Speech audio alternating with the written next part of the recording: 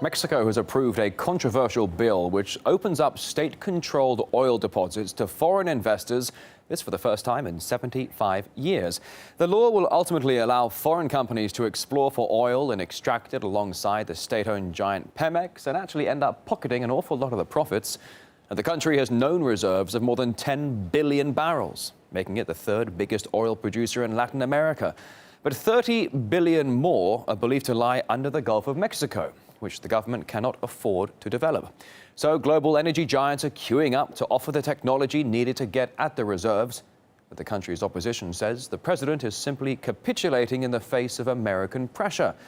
RT's correspondent Nicolas Sanchez O'Donnovan reports.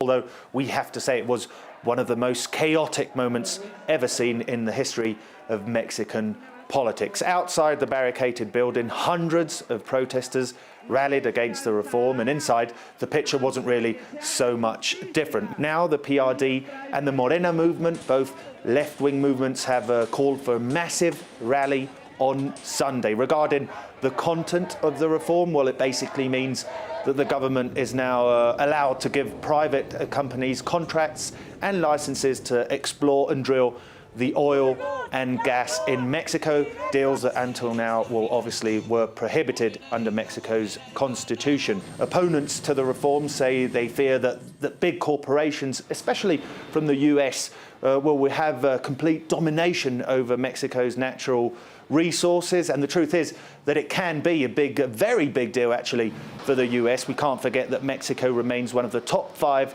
crude exporters to their northern neighbours, shipping over 1 million barrels a day. This energy reform also modifies 3 points of the Mexican constitution. Therefore, it now has to be approved by a minimum of 17 local governments. This step is really only a formality, and groups on the left think that the measure is so big that it should have been subjected to a national referendum. And energy analyst Alex Corrons believes that all the advantages of Mexico's sovereignty over its own resources are now just being pawned off for free. We are seeing natural resources being stolen by businessmen with the government's help. We see high-flying politicians provide companies with all the legal assistance they can, so the companies end up owning resources that should be controlled by the state.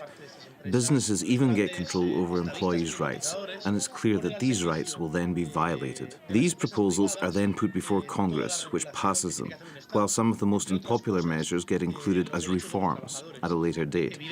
I can't imagine that any of these lawmakers then go on to work for oil companies after their mandate expires. That's what is happening with the system, where the public sector sets up the private sector. The state starts to sell off bit by bit, especially now in times of crisis, and they sell it all cheap.